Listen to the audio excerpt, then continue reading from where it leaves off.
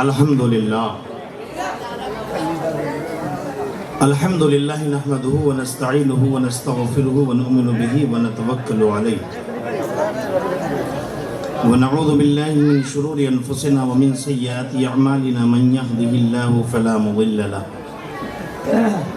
ومن يضلله فلا هادي له ونشهد ان لا اله الا الله وحده لا شريك له ونشهد أن سيدنا وحبيبنا وشفيعنا وطبيب قلوبنا وشفاء صدورنا وغوثنا وغياثنا ومغيثنا ومعيننا وقطبنا وفريدنا ونظامنا وسراجنا وأونانا ونور عيننا وأشرفنا ومختارنا محمد عبده ورسوله صلى الله عليه وعلى آله وأصحابه أجمعين أما بعد فاعوذ باللہ من الشیطان الرجیم بسم اللہ الرحمن الرحیم قد جاءکم من اللہ نور وکتاب مبین صدق اللہ العظیم وبلغنا رسولہ النبی الکریم ونحن على ذلك لمن الشاہدین والشاکرین والحمد للہ رب العالمین. چھوڑ دو ہلکا ڈھیلا پکڑنا ہے، ٹائٹ پکڑو گے تو ہلے گا. بارگاہ رسالت مآب صلی اللہ علیہ وسلم میں جھوم کر درود شریف پڑھ لیجئے. اللہم صلی علی سیدنا محمد مبارک وسلم صلاۃ و سلام علیکہ یا رسول اللہ. ایک مرتبہ اور پڑھ لیجئے. اللہ رب محمد صلی علیہ وسلم نحن عباد محمد صلی علیہ وسلم. نبی اور آل نبی کی بارگاہ میں ایک مرتبہ اور بآواز بلند صلی اللہ علی النبی الامی والہ صلی اللہ علیہ وسلم صلاۃ و سلام علیکہ یا رسول اللہ صلی اللہ علیہ وسلم. یا شیخ عبد القادر جیلانی شہید للہ غوث اعظم بمن بے سر و سامہ مدد قبلہ دی مدد کعبہ ایمہ مدد سربراہ شاہ کریمہ دستگیرہ اشرفہ حرمت روح پیمبر یک نظر کن سوئے ماں. اے اشرف زمانہ زمانہ مدد نما درہائے بستاراز کلید کرم کشا. یا سید اشرف جہانگیر دست من زارو ناتواں گیر بگرداب بلا افتادہ کشتی ضعیفان شکست رات و کشتی بحق خواجہ عثمان ہارونی مدد کن یا معین الدین چشتی. ہم پہ احمد کا ہو سایہ ہم پر اشرف کا کرم، ہم پہ احمد کا ہو سایہ ہم پہ اشرف کا کرم، سیدی مختار اشرف باصفا کے واسطے. بڑے ادب کے ساتھ آپ کے اس محلے میں پہلی میری آمد ہے. مجھے ایسا محسوس ہو کہ ہاں آپ سکون سے سننا چاہتے ہیں. شاید پہلی بار میں کچھ کام کی باتیں میں آپ کو دے سکوں اور وہ آپ کو یاد رہیں اور وہ آپ کے کام آئیں. آپ سے ادب کے ساتھ گزارش کروں گا کسی بھی صورت سے ان بچوں کی آواز کو بند کر دیجیے.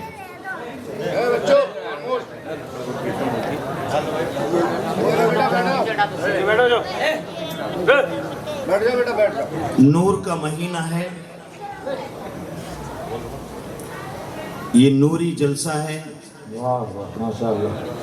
اور نور کی آمد کا مہینہ اور نور کی اولاد آنے والی ہے.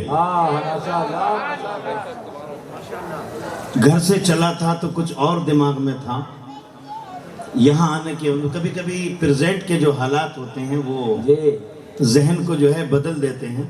بہرحال میں نے جو آیت پڑھی ہے وہ نور سے ہی متعلق ہے.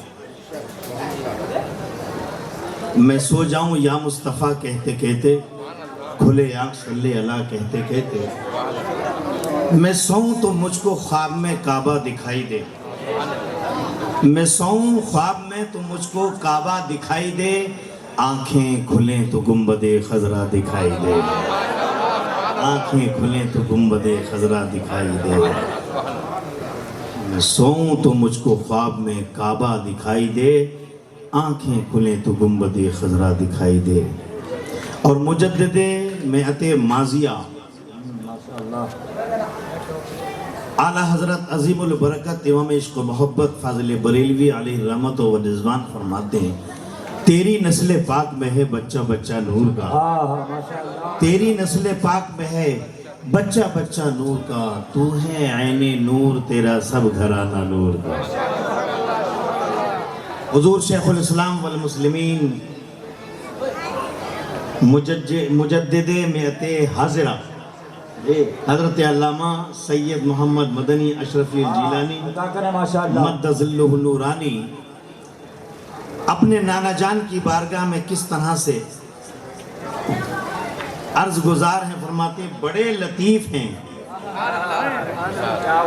بڑے لطیف ہیں، نازک سے گھر میں رہتے ہیں، بڑے لطیف ہیں، نازک سے گھر میں رہتے ہیں، میرے حضور میری چشم تر میں رہتے ہیں، میرے حضور میری چشم تر میں رہتے ہیں، بڑے لطیف ہیں، نازک سے گھر میں رہتے ہیں، میرے حضور میری چشم تر میں رہتے ہیں۔ فرماتے ہیں ہمارے دل میں، ہمارے جگر میں رہتے ہیں، ہمارے دل میں، ہمارے دل میں، ہمارے جگر میں رہتے ہیں، انہی کے گھر ہے یہ وہ اپنے گھر میں رہتے ہیں، انہی کے گھر ہے یہ وہ اپنے گھر میں رہتے ہیں۔ فرماتے ہیں مقام ان کا نہ فرش زمین نہ عرش بری، مقام ان کا نہ فرش زمین نہ عرش بری، وہ اپنے چاہنے والوں کے گھر میں رہتے ہیں، وہ اپنے چاہنے والوں کے گھر میں رہتے ہیں۔ اور یہ واقعہ ہے، یہ واقعہ ہے لباس بشر بھی دھوکہ ہے، یہ واقعہ ہے، یہ واقعہ ہے لباس بشر بھی دھوکہ ہے، یہ معجزہ ہے کہ لباس بشر میں رہتے ہیں، یہ معجزہ ہے کہ لباس بشر میں رہتے ہیں، بڑے لطیف ہیں، نازک سے گھر میں رہتے ہیں، میرے حضور میری چشم تر میں رہتے ہیں۔ حضرات صرف تھوڑی دیر کے لیے دو تین باتوں کی طرف میں آپ کی توجہ لے جانا چاہتا ہوں۔ اس سے پہلے کہ میں اپنی بات شروع کروں، آپ سے ادب کے ساتھ گزارش ہے کہ بالکل خاموشی کا ماحول بنائے رکھیں۔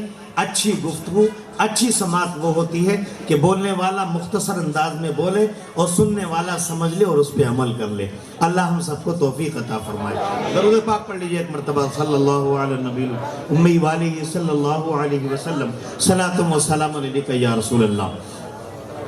علماء کی محبت اور ان کی دعا چاہوں گا، اسٹیج والوں کو سنانے کے لیے نہیں آیا ہوں، یہ تو خود سنانے والے ہیں، میں آپ سے مخاطب ہوں۔ میں نے آج کے لیے جس آیت کریمہ کو سرنامہ بیان قرار دیا ہے، سرنامہ بیان قرار دیا ہے، اس میں ایک روشن کتاب کے آنے کی بات کی جا رہی ہے، ایک روشن کتاب کے آنے کی بات کی جا رہی ہے، لیکن اس کے ساتھ ساتھ ایک اور چیز آ رہی ہے جسے نور کہا جا رہا ہے۔ لیکن سید صاحب، قد جاءکم من اللہ نور و کتاب مبین، توجہ ہے نا میری طرف؟ اس میں سب سے پہلا جملہ کیا ہے؟ قد، جس کا مطلب تحقیق ہو گیا یقیناً، چھوڑ دیجئے اس کو۔ جاءکم من اللہ نور، اللہ کی جانب سے نور، یعنی پہلے نور کا ذکر ہے، وہ کتاب مبین، اور بعد میں کتاب کا ذکر ہے۔ تفسیر روح البانی، تفسیر روح البیان اور بے شمار تفسیر مظہری، تفسیر نیشاپوری، تمام تفسیروں کا خلاصہ بیان کرنے کا وقت نہیں ہے۔ صرف علماء کا متفقہ فیصلہ یہ ہے کہ نور سے مراد حضور اور کتاب سے مراد قرآن، نور سے مراد مصطفیٰ اور کتاب سے مراد قرآن۔ اب مجھے یہ بتائیے، اس آیت میں سب سے پہلے نور کا ذکر کیا، اس کے بعد کتاب کا ذکر کیوں؟ یہ بتاؤ، پہلے نبی آیا تھا یا پہلے کتاب آئی تھی؟ پہلے نبی آیا تھا۔ اس دنیا کی ابتدا معلم سے ہوئی ہے، کتاب سے نہیں۔ پہلے نبی آتا ہے بعد میں کتاب آتی ہے. مگر ایک نقطہ یہ ہوا. دوسرا نقطہ, کتاب کے ساتھ نور کا ذکر کیوں اور نور کے ساتھ کتاب کا ذکر کیوں؟ اچھا, اگر یہاں کی لائٹ ساری آف کر دی جائے, پورے محلے کی لائٹ آف کر دی جائے, کچھ نظر پڑے گا؟ کچھ دکھائی دے گا؟ تو جب ہم اور آپ دکھائی نہیں پڑیں گے تو کوئی کتاب اندھیرے میں پڑھی جا سکتی ہے؟ توجہ چاہوں گا. کوئی کتاب اندھیرے میں پڑھی جا سکتی ہے؟ کتنی بڑھیا کتاب, اچھی کتاب, لاجواب کتاب, بے نظیر کتاب, بے مثال کتاب, جس کا کوئی جواب نہیں, جس کی کوئی نظیر نہیں, جس کی کوئی مثال نہیں, مضامین بھی اچھے, ذکر بھی اچھا, بیان بھی اچھا, کلام بھی اچھا, لیکن اندھیرا ہو تو کوئی کتاب اندھیرے میں پڑھی نہیں جا سکتی. توجہ چاہوں گا, کوئی کتاب اندھیرے میں پڑھی نہیں جا سکتی.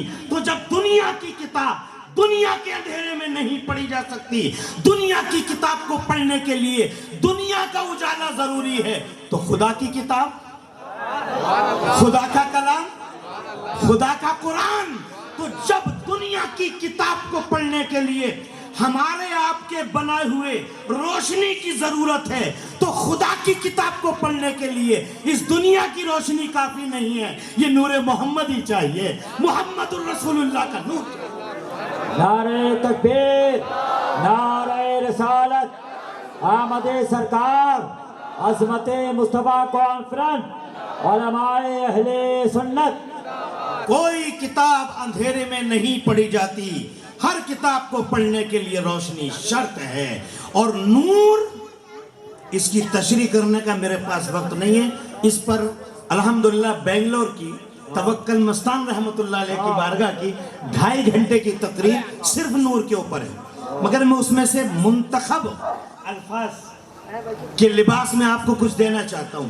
یہ نور کتنا قیمتی ہے. دیکھو, نور الظاہر لذاتہ والمظہر لغیرہ, علماء کی زبان, یہ نور خود بھی روشن ہوتا ہے اور جو اس کی پناہ میں آتا ہے وہ بھی روشن ہو جاتا ہے.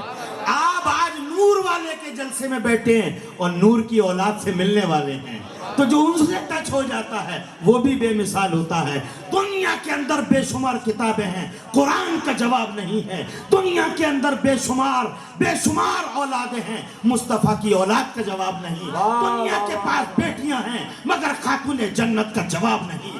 دنیا کے پاس بیویاں ہیں مگر عائشہ کا جواب نہیں. دنیا کے پاس بیٹے ہیں مگر حضرت قاسم, حضرت ابراہیم جو حضور کے بیٹے ہیں, ان بیٹوں کا جواب نہیں. دنیا کے پاس نواسے ہیں مگر حسن حسین کا جواب نہیں. نعرہ تکبیر, نعرہ رسالت, خاندان اہل بیت, خاندان اہل بیت, عظمت مصطفیٰ کانفرنس.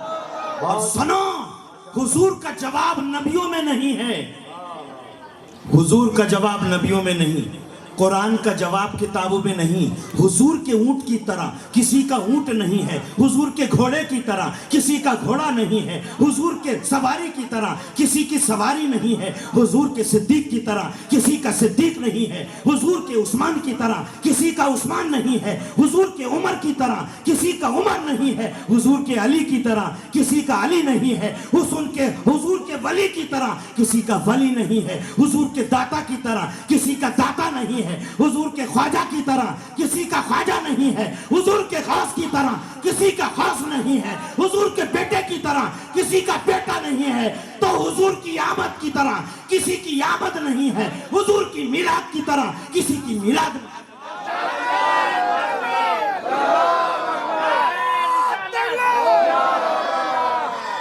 بہرحال مختصر بات کو سمیٹ رہا ہوں, قرآن کے لیے نور ضروری ہے, اور یہ اتنا قیمتی نور ہے, اتنا قیمتی نور ہے. میں بہت پرانی بات یاد دلاتا ہوں, اس کی تمنا میں لوگ جنت چھوڑ دیتے ہیں, اس کی تمنا میں لوگ جنت چھوڑ دیتے ہیں. آپ کہیں گے جنت چھوڑ دیتے ہیں, ارے حضرت آدم نے جنت چھوڑی کہ نہیں اسی نور کے لیے. آپ کہیں گے کہاں, وہ تو گیہوں کا آیا تھا تو چھوڑی, یہی سب بتایا گیا, یہی سب علماء بتاتے ہیں کہ گیہوں کھا لیا چھوڑ دیا. نہیں, مجھے یہ بتاؤ جس وقت اللہ نے حکم دیا تھا یہ کھانا نہیں، اس درخت کے قریب مت جانا، تھوڑا ذرا ٹھہر کے مجھے بتاؤ پہلے اللہ نے منع کیا تھا یا پہلے آپ کو علم دیا تھا؟ توجہ چاہوں گا، پہلے اللہ نے گیہوں کھانے سے منع کیا تھا یا پہلے علم دیا تھا؟ پہلے علم دیا تھا، اور علم دینے کے بعد تبھی تو فرشتے جھکے۔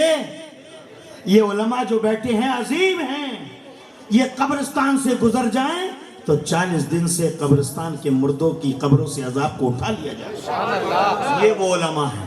تو علم کی وجہ سے فرشتے جھکے۔ تو پہلے جب علم دے دیا گیا تھا، جب حضرت آدم کو سمجھا دیا گیا تھا، جب حضرت آدم کو سب کچھ بتا دیا گیا تھا، ایک ایک چیز کی حقیقت سے متعارف کرا دیا گیا تھا، تو پھر حکم دیا گیا کہ کھانا مت۔ تو حضرت آدم یہ جانتے تھے کہ میں جنت میں رہوں گا، مزے سے رہوں گا، ٹھاٹ سے رہوں گا، بڑی مستی سے کٹے گی، دنیا کی نعمتیں یہاں موجود، مگر جنت کی نعمتوں کا جواب نہیں۔ بہت ساری نعمتیں ملیں گی مگر مزہ رہے گا، میں اور میری بیوی حبہ رہیں گے۔